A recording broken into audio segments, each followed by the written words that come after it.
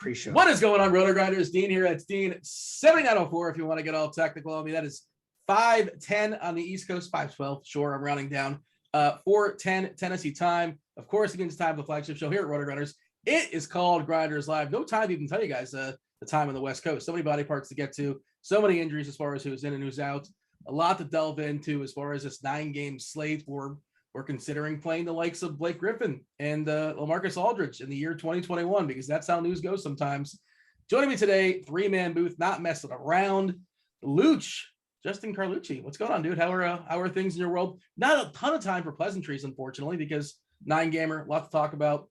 But yeah, how are things in your world, and your general assessment as far as this 9-game slate? How are we looking at? Things are good. Things are busy. I'm pretty much a Dunkin' Donuts. We're talking coffee. I'm pretty much a Dunkin' guy when I'm forced to go mainstream coffee, but I had to stop at Starbucks where I was for work earlier. And I thought the most confusing part of my day would be the Grande Venti figuring out their lingo over there. And then when I drove home, Durant got ruled out. Jaylen Brown was confirmed. I'm like, wow. So that was not the most confusing part of my day, but we'll hopefully break some things down here to make it easier tonight. If we get some more news too, that'd be great.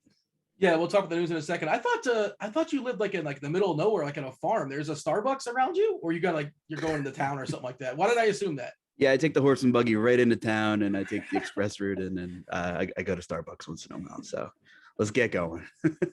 Let's also bring in our returning champion from 2 days ago. He wasn't here yesterday, right? I got my days confused. It's Kid Yahoo, Kirk Dees. What's going on, dude? How are things? What up? Pretty good. I spent all day booking a Vegas trip, so I'm pretty psyched. Oh, nice. When are you going?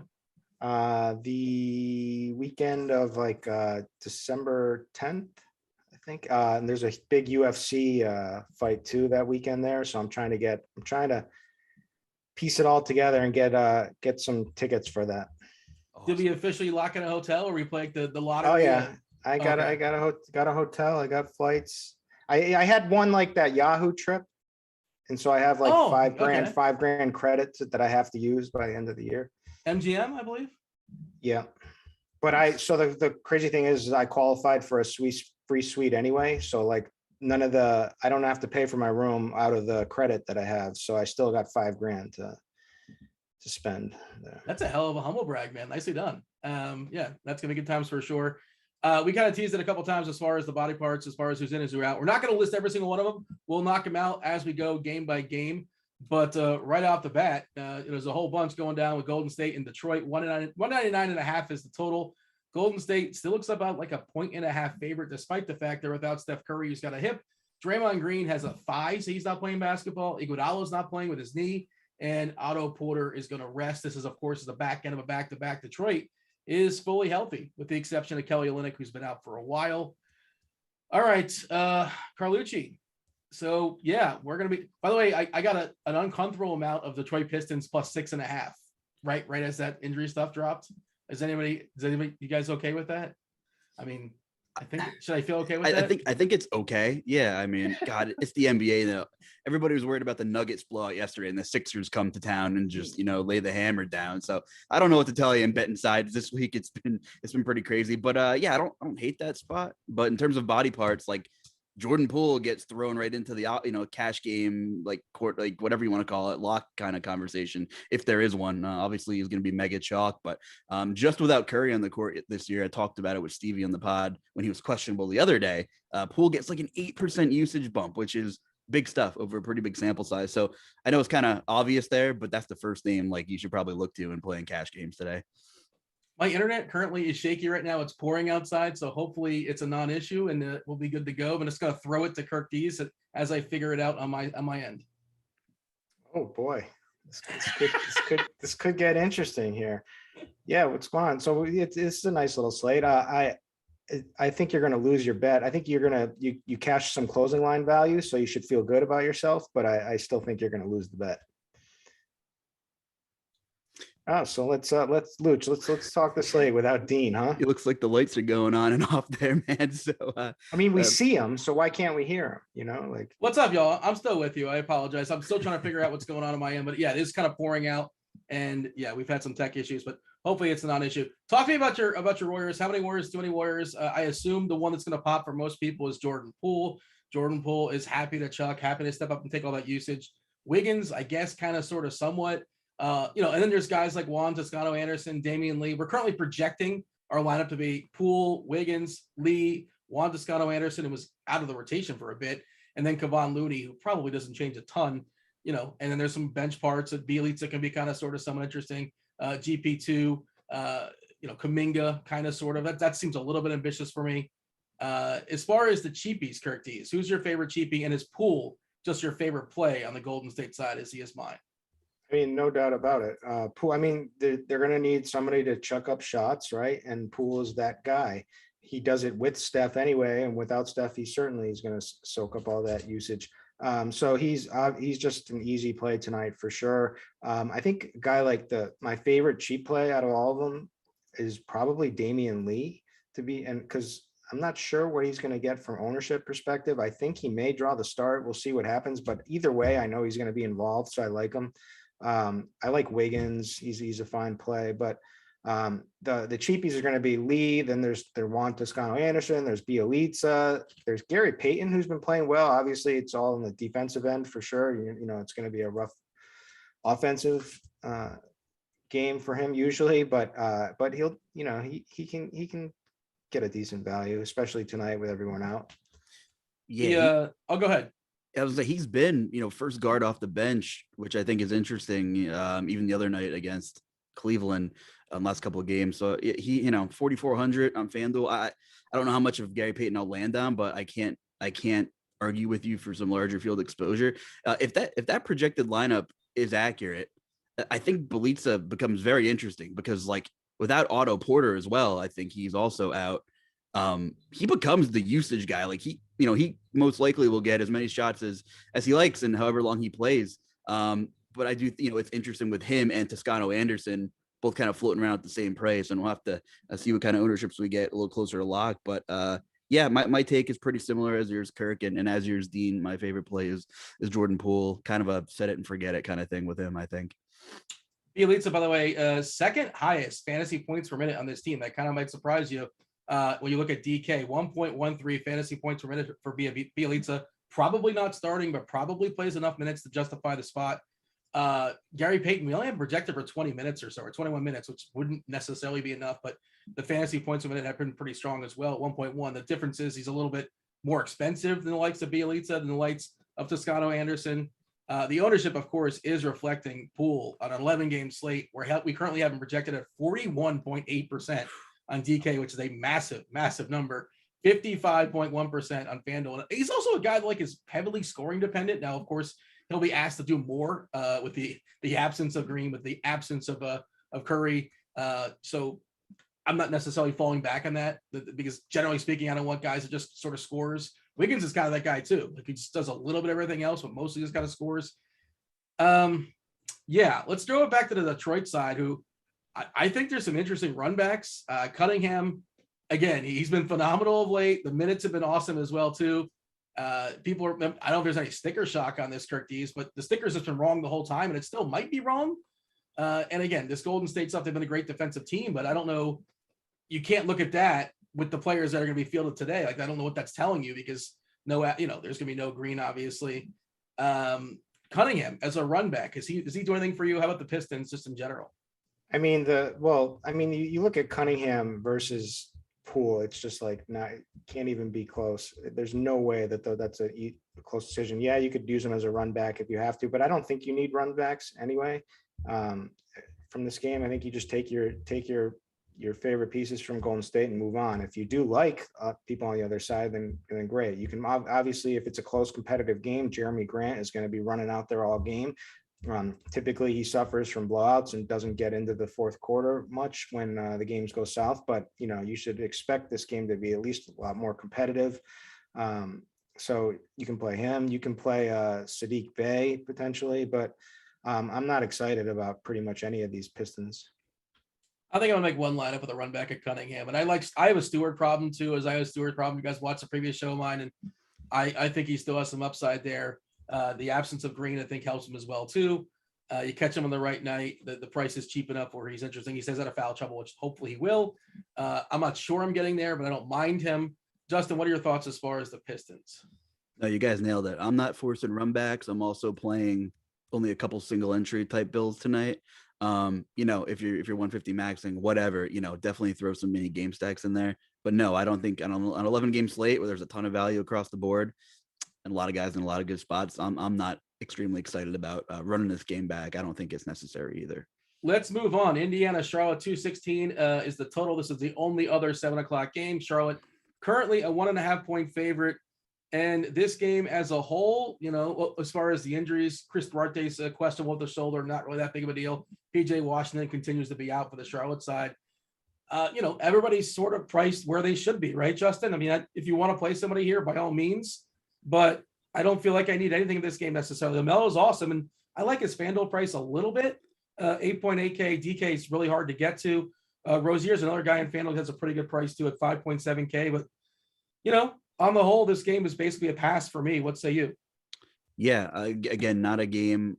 Charlotte can get scored upon by anybody, but price becomes a factor with who's doing the damage on the other side. And Karis LeVert, being back and playing, roughly 30 minutes kind of mucks the water, right? And you're right; these guys are priced accordingly. There's no value on the other side whatsoever, really opening anything up. And yeah, LaMelo's fine, but I'm just not in a rush to go there on either side. I mean, Terry Rozier, 5,700. Like if this slate had no value, or if it was a smaller slate, like you'd see, we're still projecting Rozier at about 20% on FanDuel, which is right. I mean, he has upside at 57. But again, I don't know how much I'll land on anybody from this game, but I do understand Rozier's price. Just probably on this slate, it's not for me either. Turkeys? I mean, I think Sabonis is always in play, like on one of these slates. We're a lot of these main studs have been ruled out. So who is a guy that has like 50 to 60 point upside? And that's Sabonis. He's smashed in this matchup already. So I definitely like him. I think Karis LeVert is going to come on soon. So his minutes are almost cranked up to about normal. Efficiency hasn't been great with him, but like, it's nice to see that he took 18 shots in 30 minutes in the last game. So he's somebody that I could play tonight just because the price is just kind of in that lower mid range, like that 6,700 on DK. So I can get behind that, especially, if Duarte out officially? He's questionable. Yeah, if he gets ruled out. I'm just saying, just less bodies. Keelan Martin will get some run, but he's mainly for defense. So I don't know. Sabonis, LeVert, I'll pass on Brogdon, maybe a smidge of Miles Turner. Sabonis has kind of fallen back a little bit from last year, and last year we get more minutes as well too, but we have seen flashes, sure, and the price has dipped a little bit, so sure. And like you said, the matchup is fine here as well, so in the pool, but it's hard to get to in this late, but I get it for tournaments, and I imagine the ownership is reflecting that as far as Sabonis. What do we have Sabonis projected at? Actually 11.3% on DK, which is a bigger number than expected. On the FanDuel side, we got him projected at 10.7%. So okay. Is that kind of what you expected, Kirk Dees? I thought that was a little high. Yeah, I was thinking like right around 10% somewhere. All right, fair enough. Anything else in this game, or shall I move on, boys? No, I mean, you mentioned Turner briefly. As much of a lovely roller coaster it always is rostering Miles Turner, because you never know what the minutes, you never know what the foul trouble. He's got to be in the pool because of the blocks upside. I mean, he can get 6 blocks and crush and be mediocre with everything else, and he's fine. So especially against Charlotte in a plus matchup. That's it for me. Hornets 24th in opponent blocks per game. Pace is good. 4th, Yep. They play fast, 4th in pace. So this could kind of be a sneaky. I mean, someone could end up with a nice game here on the Indiana Pacer side. Yeah, Miles Turner is like that. Well, it's Friday. Let's crack a beer early if he has 3 fouls in the first, and maybe he has 5 blocks by then. It's a win-win. Lakers against Kirk D's Celtics. This is the first of the ESPN doubleheader tonight. 213.5 is the total. Lakers are 3-point dogs here. We do have LeBron currently questionable. There's abdominal. I think he's going to play. They kind of circled this game. They've talked about this for a while, but I'm coming back. We'll see. Stay tuned on that. I think LeBron comes back for Boston. It's the front end of a back-to-back, and they have Robert Williams, of course, is still questionable. Jaylen Brown's going to be out, and Dennis Schroeder, he is currently questionable as well. We talked about this briefly pre-show, guys. Like if LeBron is in, I don't look. I mean, THT has been phenomenal, but you have to assume that usage is going to plummet. LeBron back.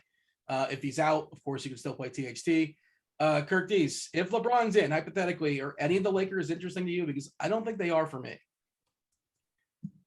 I mean, I could just see this game being okay, actually. I mean, you can't play Westbrook, I don't think. I think Anthony Davis is just a nightmare mismatch for whoever guards him on the Celtics. So, yeah, Horford could maybe slow him down a little bit, but I think it's going to be a tough ask for any of them. So I could play that. Talen Horton-Tucker, he's probably, he's been the star lately, but doubt we'll be seeing the same kind of usage with LeBron. Minutes should still be there, but it's just, yeah, you're right. There's just not a lot to love here just because of all the prices have all come up on all these guys. Justin? Yeah, you're pretty much right. I think the interest, I'm probably speaking for all of us, is mostly on the Boston side of things. If we want to segue there. And of course, like knowing Schroeder's status is kind of important. I mean, we can't undervalue the pace that Russell Westbrook makes this Lakers team play at. They're just a totally different team. Like you really weren't targeting against the Lakers for the most part last year, because not only did they typically play good defense, but they were very slow.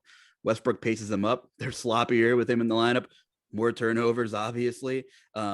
So, I don't know. I don't have much to add about the Lakers side. It's kind of a pass for me, although you probably will get, AD at minimal ownership tonight, for what it's worth for larger field stuff, like Kirk was kind of saying. But I think on the Boston side, if you just want to segue there, I mean, the Schroeder news is definitely integral. But regardless, I think Tatum is probably just a guy I don't typically get right, and it's very frustrating. But at 9,300 on FanDuel, I think he makes a lot of builds work. And I just mentioned the pace of LA, and without Jaylen Brown for sure, I mean, like he should have a high floor in a competitive game against the faster Lakers in the 2020 version. So I'm going to be overweight on Jason Tatum tonight. He's probably one of my favorite plays per dollar in terms of the studs.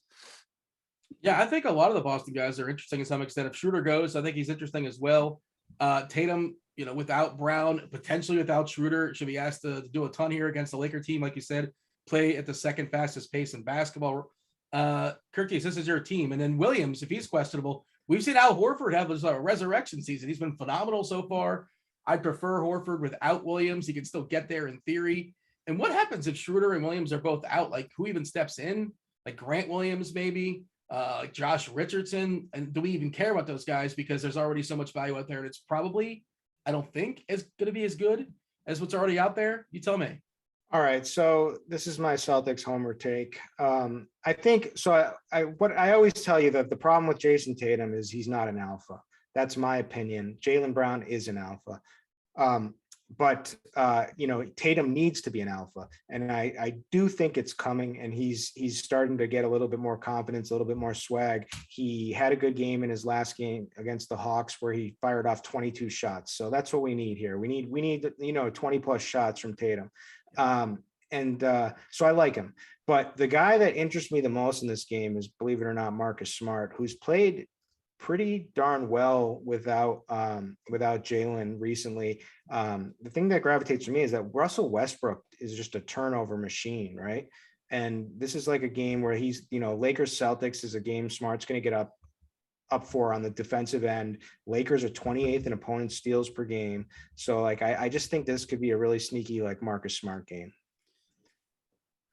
I like that call. Justin? I like that call. Everyone can puke now, but No, especially without Schroeder. Like if Schroeder's out, I think he becomes a borderline priority. And if you can click on that little FanDuel of game, you click on the game and look at his little log. You can scroll all the way down to October 20th, guys. And there's only one game without a steal that game log. And, like you just mentioned, the Lakers sloppiness and the pace. And this could be a big time garbage spot. The minutes have been there regardless, Kirk, as you know. But here comes, if Schroeder's out, that's a bigger usage opportunity. And maybe Tatum won't become the alpha and Marcus Smart gets, God forbid, 15, 16 shots tonight. But Tatum, to be clear, he's shot at least 20 times in his last 5 games and 19 the time before that. So but he's hitting some. Yeah, I'm just saying he's a willing shooter. Yeah, but I hear what you're saying. Well, it also depends on which kind of, you can see him take some awful shots where he's just not doing anything. So it's something you can see whether he has it or not. It's I don't know. He's frustrating as like a Celtic, because we know that like he's like this elite talent, and then he can just like really act like he's not even, doesn't even care out there, it seems like, and just like stand on the corner and wait for the ball at times. But well, he's only 19. He's still learning. He's still developing. Yeah, exactly. If Schroeder is out, do we consider a guy like Josh Richardson? Or I mean, we're not. Or we consider. I mean, he's. I'll puke to that one. Yeah, I don't want to play. I'm just you can. If Schroeder's out, you definitely can. His minutes are there. He's done decently in production. I would put him up against some of these Golden State guys. As Brooklyn guys too. Yeah, why not? I mean, what really excites you with all these Brooklyn guys too? I don't. Blake Griffin, man, this is the year. That excites you, Blake LMA excites you. Not really, but like I'm gonna be playing some probably. But Bruce Brown, I mean, he's gonna be. Patty Mills. Patty Mills is an alpha. You know what? That's all he can do though. Patty Mills parties, man. He's a beast. Listen, there's a big price discrepancy with Richardson between FanDuel and DK. I don't play Yahoo, so I don't know it, but he's 34 on DK and 49 on FanDuel. So just kind of like worth noting. Yeah, I like the Richardson call on DK. I'm on FanDuel today, but I just peeped his price, and you're right, 3,400. I mean, why not? The minutes will be there for sure. Anything else on this game as far as, we can only say so much because there's some incomplete information. If some stuff comes in as we're going, we'll kind of circle back. If you guys are premium members, I'm sure Andy Means tonight on the Crunch Time show. Roth will not be there. Somebody else will be hosting, I believe, Britt, because Roth had a baby. Shout out to Roth. Congratulations to him and his wife and the family over there. All right, let's move on. Let's talk about the next game. Next game on the docket would happen to be, I'm saying words as I'm trying to find my page. Orlando, Brooklyn, 210 is the total. Brooklyn is a 10-point favorite, despite the fact that everybody's out. Let's kind of tell the people. Durant is not playing. He's got a shoulder. Joe Harris is still out with his ankle. Millsap's out for personal reasons. Orlando, we have Jalen Suggs, who's questionable with his quad. He actually has a really interesting price on DK, but I don't know how much you need that with all the other value on this slate tonight. So, I mean, Justin, is it just as simple as like, okay, the big three, I guess we'll still call it the big three. Sure, why not? No Kyrie, there's no Durant, and it's James Harden, with the John Travolta Pulp Fiction gift looking around for the other studs. It's just him. And Orlando is a horrific defensive team. Like, he shoots to the top as far as the clear and obvious stud. I know it hasn't been the greatest Harden night, but in theory, he should, just thrive in this atmosphere. He's the best stud, I think. But like everybody else knows that too. How are you handling this? Yeah, you know what? I think you're right. Harden should be considered in smaller fields and cash games for sure. I think this is a game where we need to see a starting lineup too. Nash has done some funny things. Like, does DeAndre Bembry come into play? We've seen him have a game that a guy that that name in the pool makes me throw up a little bit too. But we've seen him have some games where there's been opportunities. James Johnson's floating around here too on this team. Like, what is this, 2017 again? But and of course Aldridge and Griffin. It kind of seems like a mess. Obviously, Harden is a priority for me, but I need to see and I do like Patty Mills per dollar. We know he's going to have a role, and he definitely is an alpha, as you alluded to, Kirk, for sure. But I need to see a lineup before I decide how much stock I'm going to put into this game as a whole. Here's our projected lineup: Harden, Patty Mills, Bruce Brown, LMA, and Blake Griffin playing alongside each other. I think it's going to be LMA or James Johnson. It's going to be one of those guys going to get but like. Agreed. It would make sense. James Johnson makes more sense, don't you think? Because they need a backup for Blake. Mm-hmm. And it kind of feels like LMA is that guy. It's crazy. What's the most minutes he's played all season? He seems like a guy that there's no reason to run him into the ground, although he's been really, really good for what it's worth. He just played 30 minutes against the Cleveland Cavs. Yeah. Oh wow. Yeah. In the last game. Okay. By far his highest. Well, he played 28 once too. Other than that, he hasn't even cracked 25, I don't think. But yeah, interesting spot here. I mean, I'm personally, I much prefer LMA to Griffin. I think, like, I don't know. Do you guys have a lean either way? He's a little more expensive, and like fantasy points per minute, it's not even close. LMA 1.17 DK fantasy points per minute this season. That's really, really good. He's been thriving in the second unit. Blake at 0.79, Mills at 0.74, Brown at 0.73. James Johnson 0.55. I don't know how many minutes he's played this season. I mean, Blake, let's just say it. Blake is garbage, right? Like, he is absolute garbage out on the court. It's a little rough these days for him. There's just no reason to play him. I mean, LMA has a little bit in him. You know, he can shoot. Like, that's the thing, is Blake can't shoot.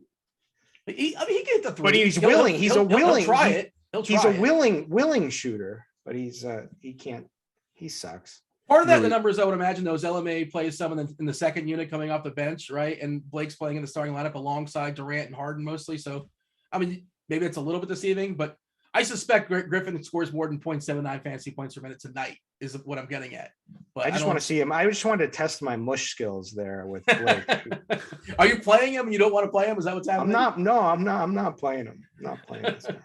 Justin, okay, so again, we don't know the starting lineup, so we're just kind of guessing here. If James Johnson pops in the starting lineup, would you guys consider playing him? He's 3K on DK, 3.5 on FanDuel, and I presume 10 on Yahoo. Yeah, I'm a big James Johnson fan. You know, when he gets minutes, historically he's just done well, and he's at the minimum. And like, you made a good point, and I think you said who's going to be the backup, but James Johnson can play like 3 positions out there depending on the lineup. He's so versatile. I think they'll be forced to find like different roles for him tonight. Like, you know, he can run the 3 as a little bit bigger of a 3. Like, he can just fit in so many different spots. You know, even if he comes off the bench, like, I don't mind it. Like, if Aldridge comes off I don't mind that role for either of those guys. I think they have to have a role, but like, I'm definitely setting build rules and limits. Like, I'm not multi-entering to that extent, but like, if you're using lineup HQ, etc., like, you need to set some build rules for this game for sure, because you don't want, you know, too many of these guys like negatively correlating and trying to coexist in lineups together. Current ownership projections to that point on DK. And of course, this stuff is fluid and it may change with starting lineups and all that. So understand that. LMA is considered to be 46% owned on DK. He's center only too. Center only. Locking up that center spot. 46% owned. 35.5% for Harden. 28% for Mills. 24% for Bruce Brown. Blake at 11.6%. On FanDuel, does it reflect basically the same thing? Harden 51%, LMA 49%, Blake at 36%, and Patty at 30%. Does that kind of sort of check out to you, Kirk Dees? And also, we should acknowledge they're playing another basketball team. They're playing against the Magic. I think Wendell Carter is kind of sort of someone interesting on FanDuel. I don't mind him. Otherwise, I mean, it's hard to get enthused about anybody in the Magic, I think. So some of our competitors out there, you know, I'm a proponent of at least checking projections from all available sources. And Sure. Some of our competitors are, you know, it's like spitting out 5 nets in optimals, which I just think is absolutely crazy. I think Harden is obviously like the cream of the crop here. Like, if he can't smash against this Orlando team, I don't know, God help him. He hasn't looked great in all season, but let's see what happens tonight. I mean, it's also the Orlando Magic defense, you know, 27th defensive rating. They just give up a ton of production everywhere. A lot of 3-pointers, tons of blocks, tons of steals. So it's like, this should be a Harden game. I think Patty Mills is great play, because I want guys who can score. Bruce Brown might be good, might be horrible. I don't know. I'm all set with Blake. Aldridge, I could take a little, but I'm fine if not. But on the other side, I mean, the pricing isn't great. I do like your Wendell Carter call.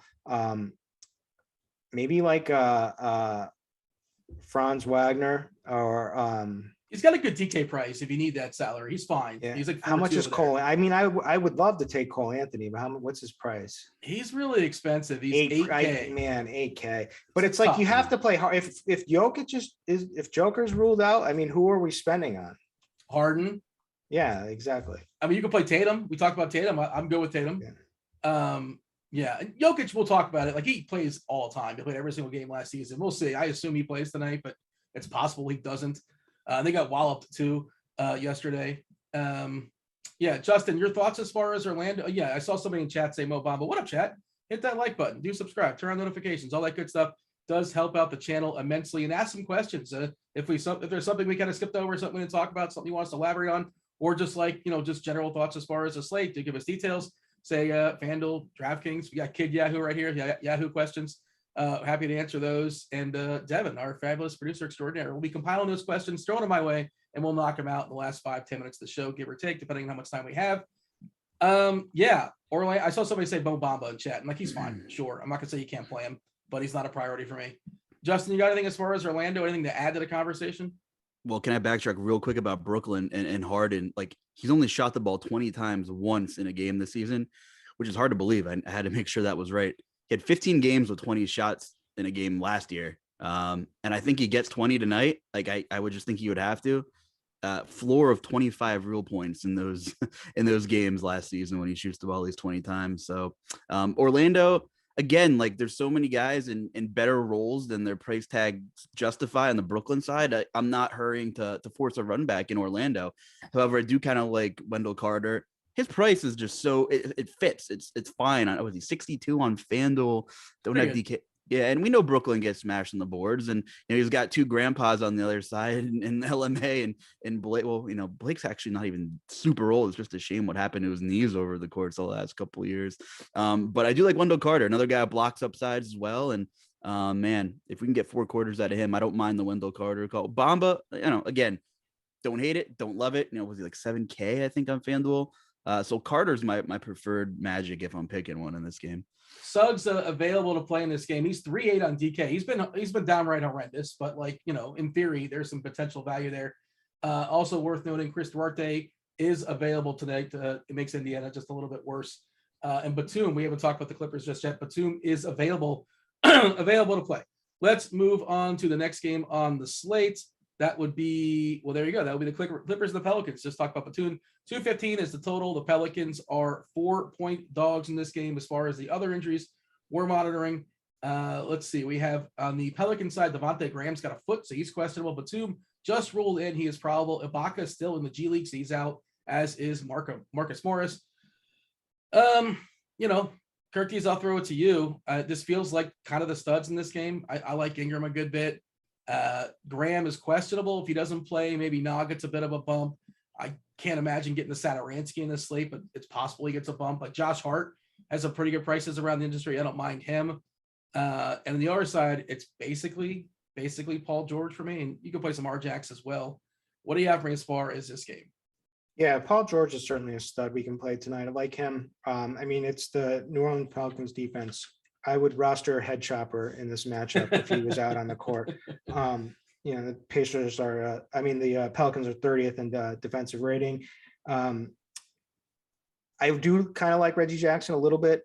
That's kind of that. Those are the guys I like. I think Zubac, I kind of liked him, but I was kind of under the assumption that maybe that Batum would stay out again. So I just thought they'd be forced to play him more minutes. But so we just got word that Batum is in. So that's, I think he's okay. Nickeil Alexander-Walker, I don't mind, but really it's all about Ingram. It's Ingram and Paul PG-13 in this one. And then we can get the value from other places. That's basically where I'm at as well. Justin, what do you want to add? And how interesting does it get in the New Orleans side if Graham does not play? He's currently questionable. It gets pretty interesting. I know at the top of the show you have a Stewart. You said you had a Stewart problem. I have a ton of problems, but toward the top of the list is I have a Josh Hart problem. And he's been getting a ton of minutes as it is, and he's been pretty good this season. Except I usually try to manage my bankroll pretty proportionally, but I think the most money I played was when he got ejected that night, and I posted the gif of me being a clown because I thought I was having a good night. But I like Josh Hart. I think per dollar he has upside. In matchup against the Clippers play pretty good defense, but they don't play at like a super lethargic pace or anything. Batum back puts me off Hartenstein. Like I know there was he is for some reason he's just a 6 point per minute guy. He was in some GPP winners the other night. Super risky, but I was debating him, but I'm off Hartenstein now with Batum back. And those 3 guards they have, Bledsoe, Mann, and Reggie, it's just so tough sometimes, right? One of them's typically going to pop or have a game. Terrence Mann came off the bench last game, played pretty poorly, picked up an early foul or two, but that 4,500 price tag on FanDuel. Like, I'm not playing him in higher stakes or small field stuff, but if you're playing the $3 shot or something, or like big, large field stuff, Terrence Mann could be a GPP winner at no ownership, or he can go for like 5 points. So just know what you're signing up for, with Terrence Mann. Let's move on. I think this is going to be a quick one. OKC at Milwaukee, 215.5 is the total. Milwaukee's a 13-point favorite. They are on the front end of a back-to-back. Both teams are on the front end of a back-to-back. Derek Favors is going to rest tonight. Lopez and DiVincenzo still continue to be out for Milwaukee. I mean, Giannis Antetokounmpo is, the second greatest fantasy point guard player right now in the league, right behind Jokic. He's 12-3 on DK. They are not messing around. You do have the value to put him in there in theory. And like he showed you last time, why you could still pay for that when he absolutely walloped against the Lakers. Of course, now they're facing OKC. And how does OKC keep this game close? 13 seems kind of low almost. I thought they might rest somebody in Milwaukee, seeing it's the front end of a back-to-back and they're facing OKC. But as of right now, that is the news. Kirk D, so are we finding the funds for Giannis? I would say more easier to play on FanDuel as opposed to DK. Probably easier to play on Yahoo too. You tell me, because price is like 55 over there. What are you doing with Giannis? I like him. I'm kind of waiting for Joker news. And I mean, maybe when do you think we'll get any news? I'm trying to check the time frame. Sometimes like an hour and a half before the game, and so the Denver game's at 9 o'clock, so maybe 7:30. We might know. So, anyways, Giannis certainly is in play. I mean, his price is just sky high on all the sites. He's 57 on Yahoo. But we can make it work. It's a great matchup. I can't say anything bad about it. So OKC 28th in opponent blocks, 20th in opponent steals. That's like right up his alley. Those are the games where he goes nuts when he gets his blocks and steals. This game, they could be a little bit competitive. I don't know. It's a risk. But other than Giannis, I like Bobby Portis in this one, just strictly from a matchup standpoint. But those are the guys. I don't really have anybody on OKC. I'm dying to play. I don't think, I think that Holiday is going to be attached to Shea. Now Shea could certainly have a big game. He did have a massive game the other night. He's a legit like top talent in this league. But I just think Holiday probably slows him down. I think his defense is getting better every game. He hasn't been great, but it's getting better. And so that's my reason to like fade. I don't really have any bringbacks. Maybe Giddey. Giddey would be my favorite play. On FanDuel, Giddey's got a pretty good price at 5.3K. Otherwise, or no, it's a 5.8K. Yeah, but and they're fully healthy with the exception of Favors. They're fine playing 12 to 13 guys some nights. It just does not seem very necessary. Of course, in theory, SGA, if this game stays close, that's probably the reason why. Extreme tournament stuff. But yeah, I'm having a hard time justifying anybody in OKC. Justin, do you see this game any differently? Not really. You can make Giannis work easier on FanDuel. Like Oklahoma City's 6-8. Like it's not like they don't have any wins. They've actually only got thumped in like 4 games this season. Like they could stick around, but even so, we've seen Giannis do it in 3 quarters. Like he can hit his projection in 3 quarters, So like he's typically matchup proof. It does think that they're more or less healthier than they were a couple days ago. But I don't hate the Giannis play tonight. Of course, it's just if it's a 25-point game after 1, you probably don't feel great about it. But I like it. Yeah, and like you said, the ownership does reflect it as far as Giannis. On DK, a little bit trickier. 7.4% because he's 12.3K. That is a monster number. And again, you have the cheapies to make it work. They're all out there. They're lurking. We talked about a whole bunch of them. It's not like, there's not value in air quotes out there, but on FanDuel, it's easier to get to as well. 26.3% as far as Giannis's projected ownership. Let's move on. Talk about the Bulls and Denver. 208 is the total. Tough place to play there on the altitude in Denver. Chicago 1-point dog. Currently, we have Jokic as being questionable. That's a big deal as far as this slate. Greatest fantasy point per minute player on the season so far. He's questionable. Barton expected to be fine with his back. He's probable. Bones Highland, despite having 2 body parts, he's got an ankle and a hip. He is probable. The Bulls, Vukovic still continues to be out. Otherwise, they're fine. Caruso dealing with a wrist, but he is probable. Oh man, well, you talked about it, Curtis, as far as Jokic, and you alluded to it. He's also really expensive. He's 12K on DK. But he's been incredible, obviously. Your thoughts as far as Denver, your thoughts as far let's say Jokic is in. Did you in a vacuum, different positions, obviously, Jokic or Giannis? Man, that's so tough. I think Joker's going to be more popular.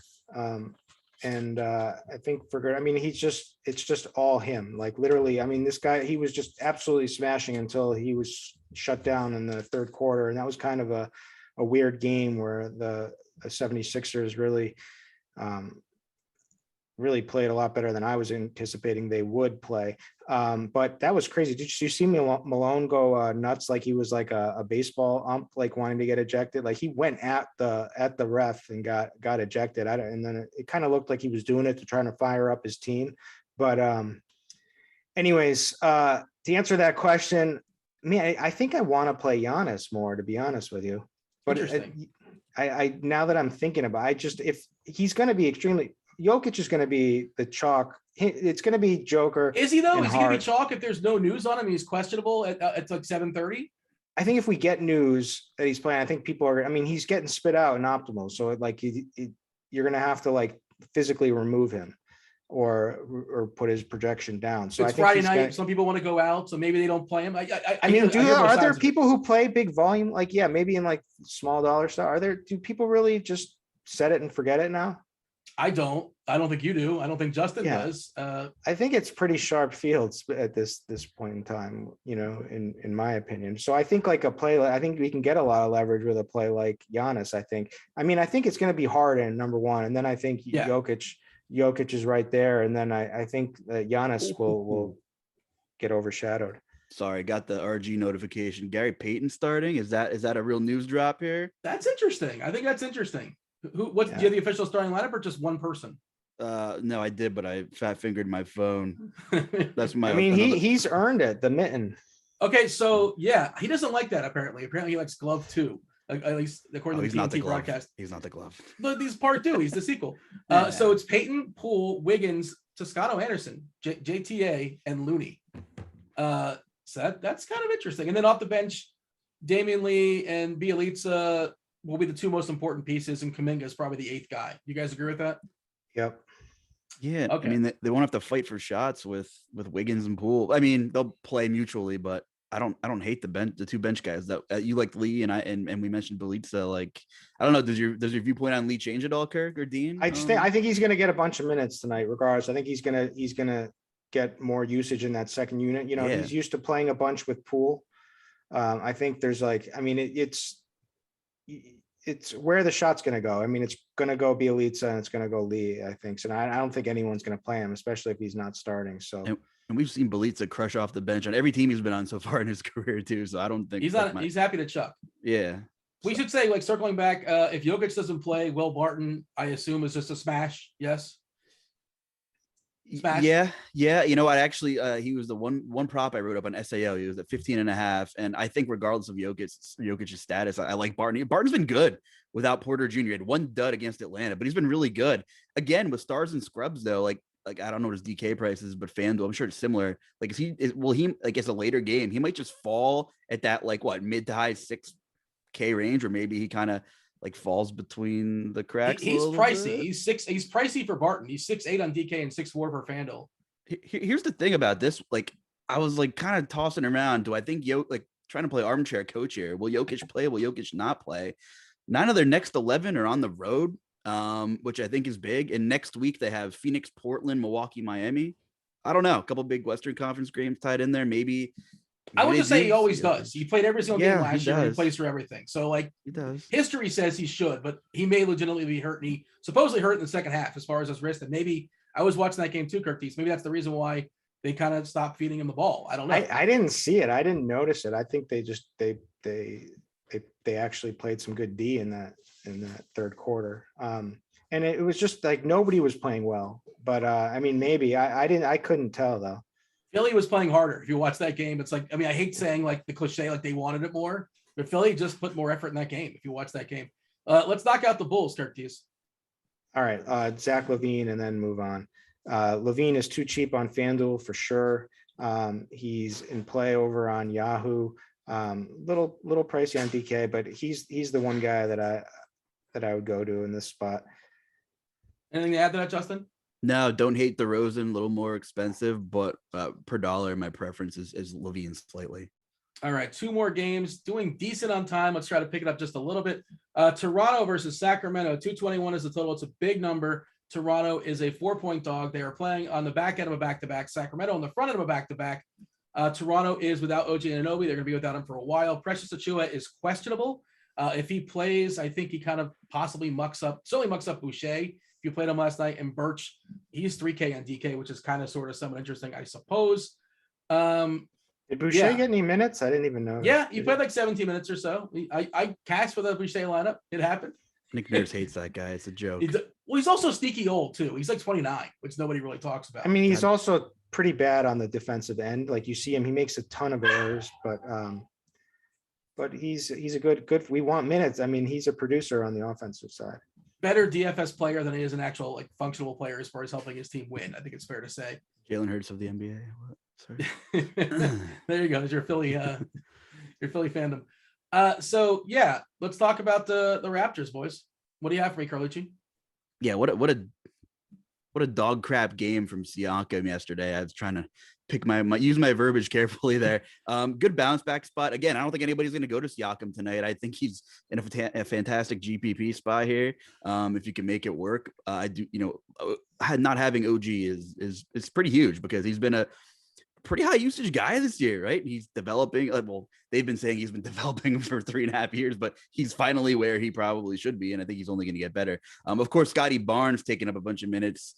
Kind of complicated that this year, but he's been really good. I think, if you're stuck with like Scotty Barnes salary and you don't know about Barton or whatever in that range, I don't mind Barnes as kind of like your last piece in, but for larger field stuff, I do have interest in Siakam. Again, whatever the news is with Precious is pretty important.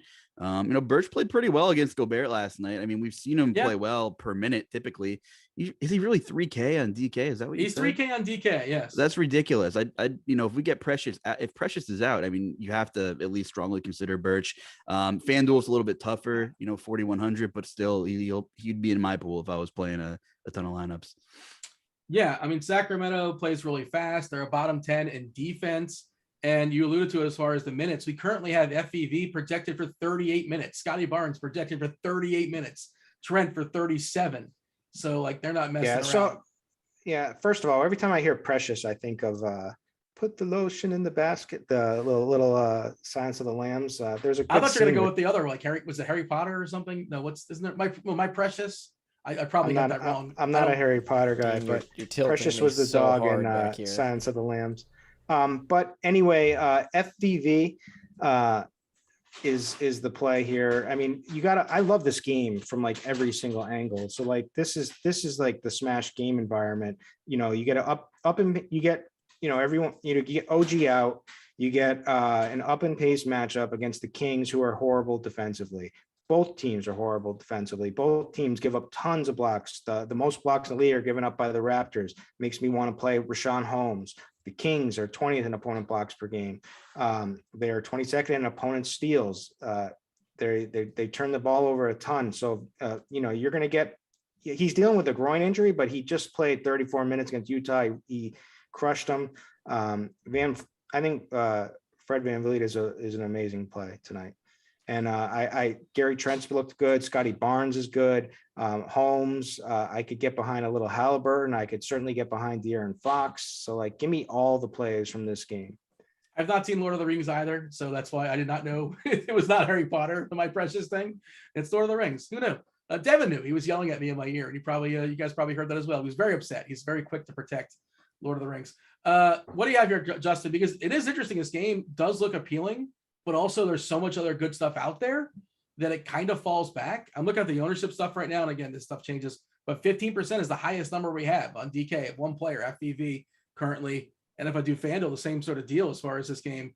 I imagine it's the same case as far as the ownership. Yeah. Let's see. So, I mean, we got Fred under 20%, Barnes is in the teens, and Siakam at 2% is making me want to just make him more of a priority if I could make it work. What do you have for me in this game? What do you want to add?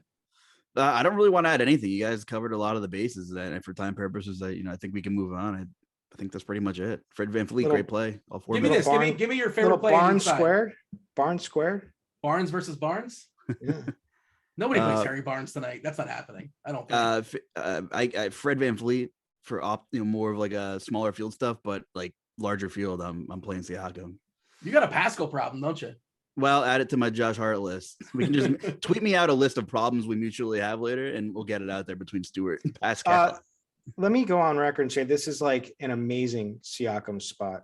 Thank you. We all have a Pascal problem. You get he looked so bad against a really good defensive team in Utah. Now it's the exact opposite. People don't want to play him. The spot is still elite, and you get this horrible defensive team in the Kings at a fast pace. Yeah, maybe he's not quite right yet, and he's going to look bad. But I'll take a chance on that. I think this is like an amazing spot for him. I mean, the peripherals are there. He just dropped 50 FanDuel points a couple days ago. There's no leash anymore. Like, you know what I mean? Like, he's fine. I love the spot for Siakam too with that ownership. I'm going to put you to it though. Well, I guess I don't want to hold things change. Obviously, Kirk Dees, but if you make your main lineup on Yahoo, he's $36. You think he cracks it? Because I don't want you to say yes or no definitively, but tell me what you think. I haven't even built because we got that extra half an hour tonight. So yeah, I was looking forward to that. But he's a guy I could play. So like I'll look at him. It's tough. There's like things I gotta do. I gotta block certain players who I know people are gonna play and things like that. But yeah, I could take a stand and he could be in contention over there. I mean, he's gonna be extremely low on. I'll probably max enter their big NBA contest, and I'll definitely up my projection a bunch for Siakam. Give me this. Your favorite player on each side. You name a bunch of guys you like. You like this game a lot. Favorite player on each side. Rashawn Holmes and Van Fleet. The last game on the slate, Dallas, the Mavericks, and Phoenix. 211 is the total. Phoenix is an 8-point favorite as far as the injuries, as far as the body parts. Nothing too crazy in the Phoenix side. Frank Kaminsky continues to be out with his knee. Luka Doncic, obviously a big deal. He's got a knee and an ankle, therefore he cannot play basketball tonight. We saw the Brunson burner get loose last time out, almost triple-dubbed. Had himself a monster game. Porzingis pretty solid as well too. Yeah, and then THJ certainly in play as well. Justin, your thoughts as far as this game? And we have an underpriced DeAndre Ayton on DK for some reason. Yeah, well, he's 78 on FanDuel. 6-7 on DK. Yeah, I mean that's a generous price, and Dallas does get absolutely crushed by opposing centers, so I think he's in a very interesting spot too. But no, you covered my priorities in my builds. Having Hardaway exposure and having Brunson exposure. Significantly higher usage rules there. The minutes are obviously there too. So yeah, Porzingis 9K on FanDuel. Yeah, that's tough. That's tough to get to, isn't it? That's really tough, especially with our guy Siakam, 800 less. But, he played pretty well last game out in only 31 minutes. And, Who was that game against? It was against the Phoenix Suns. Who they play tonight? It was, things don't ever repeat themselves, right, Dan? Or we'd all have a lot of money. But he's playing pretty well. So, another power forward, they're coming in at minimal ownership in a decent situation, just pretty high price tag for sure. Yeah, Kirk Dees, pretty clear where the usage goes on the Dallas side. Brunson, Porzingis, and THJ, they're going to do the heavy lifting. I'm looking at the ownership. Those are the three highest that we're seeing on DK as far as this game specifically. And then the highest guy on the Suns, the main guy in the Suns, basically the only guy in the Suns is DeAndre Ayton. We're projecting for 20% ownership. Then it's like Bridges and Booker, like 6 or 5%. Anything to add? Do you have a favorite, guy on the Dallas side? Do you have a take as far as like stay away? Is there bad chalk here? Thoughts? I bet this game at the second half line the other night and won with Phoenix. I watched every second of it. The thing that was crazy to me in this game was that I was like on a full THJ fade, and because I thought Bridges was going to lock him up, Bridges guarded Brunson, and like couldn't. Well.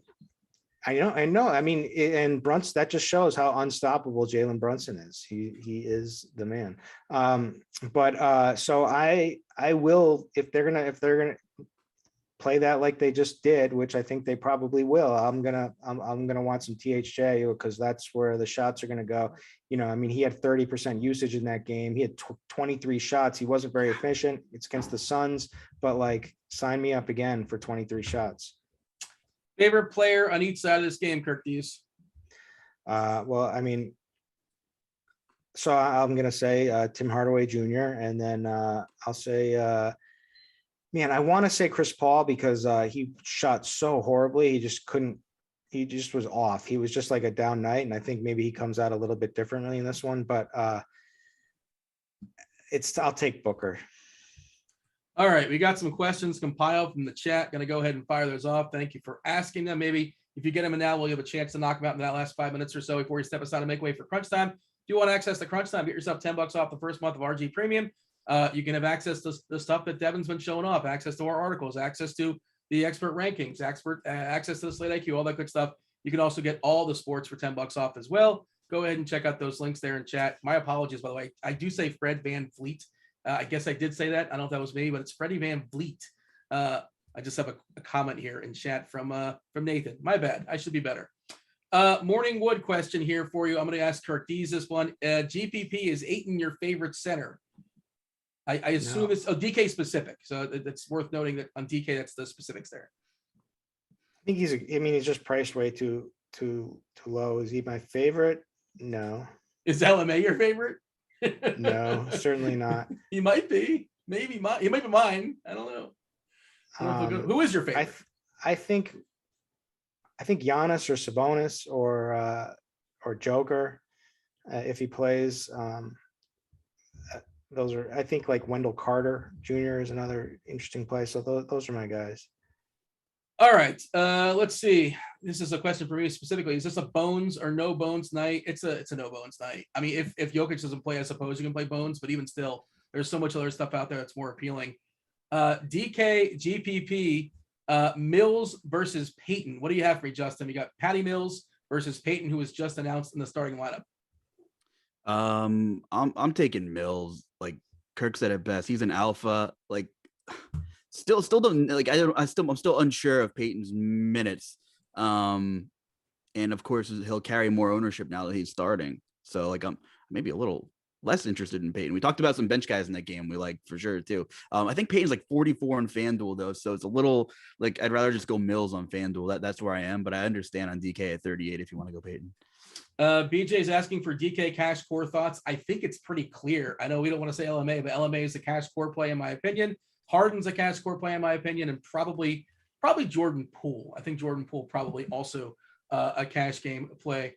Let's see. If Jokic is out, should we be slamming JaMychal Green? His what if projection's pretty high. Yeah, we saw that earlier this season where like nobody did anything on Denver. It was so weird when Jokic was out.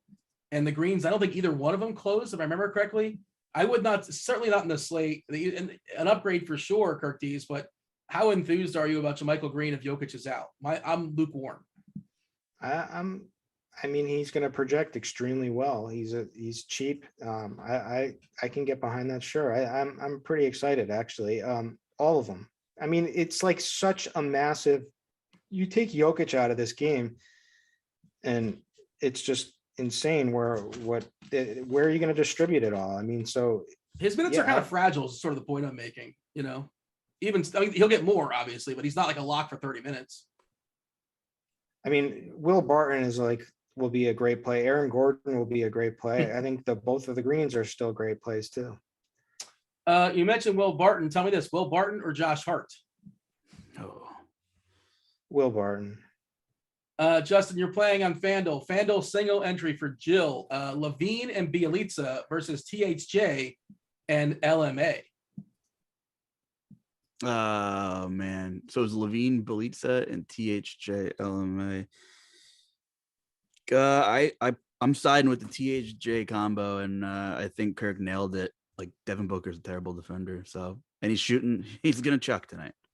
He tweeted out he was excited about. He was making a comment about how they're on ESPN tonight. He's like, "Oh, we only were on there one time last year. Now we're on once again." I guess he's ready to play. He's excited to be on ESPN.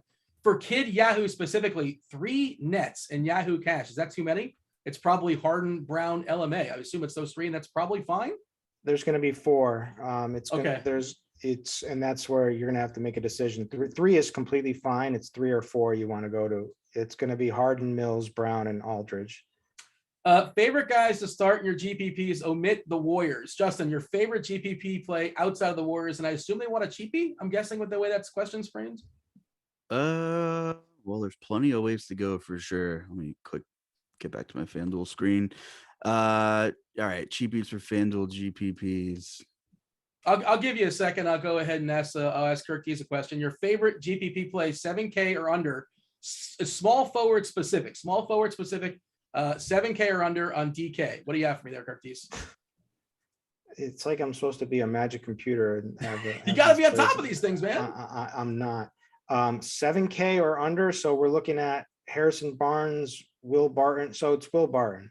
Or I think for GPPs, I think Karis LeVert is sneaky play tonight. You got to 6,700. 67. Justin, Yeah. your favorite cheapie? Yeah, outside of the Warriors, I'm on Patty Mills, and I have a Josh Hart problem if Devontae Graham's out. Yeah, he's a good rebounder for a guard. I like Hart a good bit. Got a pretty good price as well. Last question before we step aside and make way but for this crunch is like time. Ingram's gonna eat all this. I like him too. Speaking of Ingram, the other side of that game, I'm going to put you to the test here. This is for you, Kid Yahoo. PG-13 or the alpha or the beta that is Jason Tatum. Tatum versus PG-13. This is on Yahoo. Doesn't specify. Oh, man, I don't know.